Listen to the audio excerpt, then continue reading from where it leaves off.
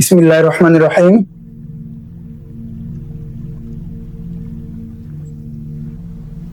মাশাআল্লাহ,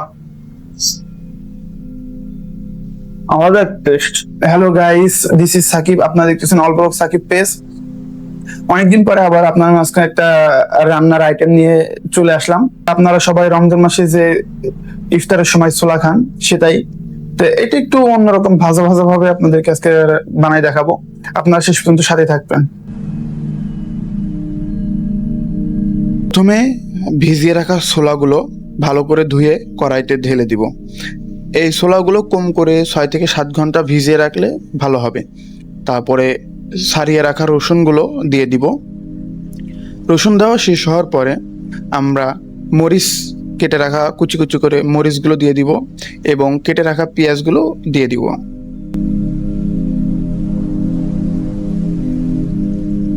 পেঁয়াজ রসুন যত বেশি দিবেন খেতে তত বেশি মজা লাগবে।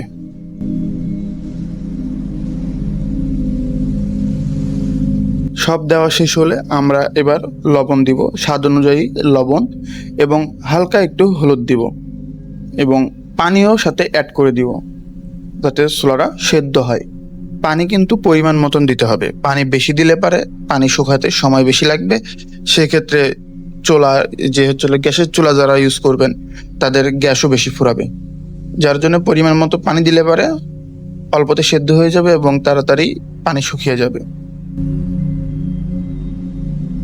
সবকিছু দেওয়ার পরে হালকা একটু নেড়ে ঢাকনা দিয়ে ঢেকে রেখে দিব।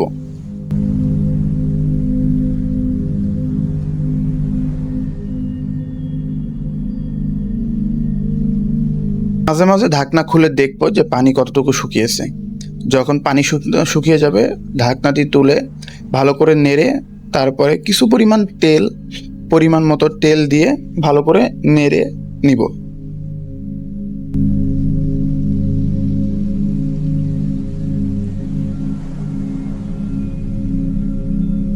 তেল আবার বেশি দিয়েন না, নাহলে পরে পরবর্তীতে কিন্তু বেশি একটা তেল তেলে ভাব হয়ে থাকবে।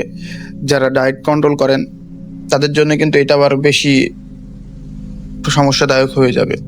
সো অল্প পরিমাণ তেল দিবেন, অল্প তেলেই ভাজা ভাজা করার চেষ্টা করবেন।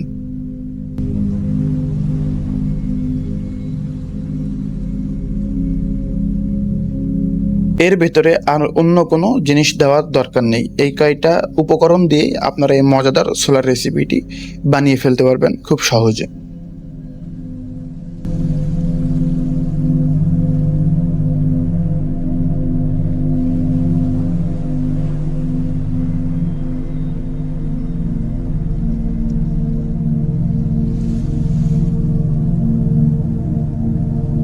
নাড়ানাড়ি করতেছি, আস্তে আস্তে কিন্তু ভাজা ভাজা হয়ে যাচ্ছে।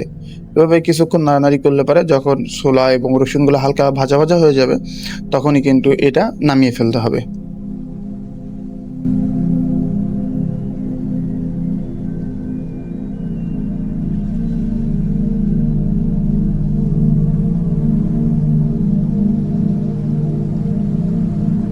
Hello guys, this is Shakib.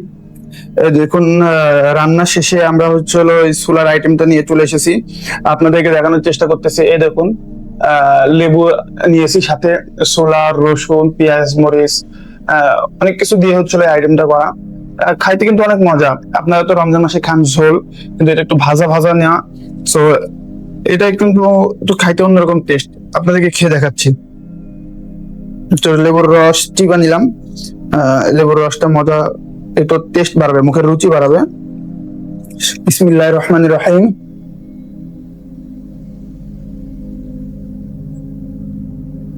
মাশাআল্লাহ,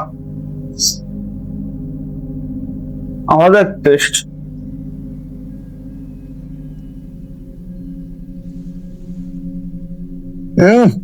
মাশাআল্লাহ মাশাআল্লাহ, আলহামদুলিল্লাহ, আল্লাহু আকবার। এই রসুন গুলো যখন দাঁতের নিচে পড়তেছে আলাদা একটা টেস্ট লাগতেছে। আপনারা সবাই বাসায় কিন্তু অবশ্যই বানাই খাবেন।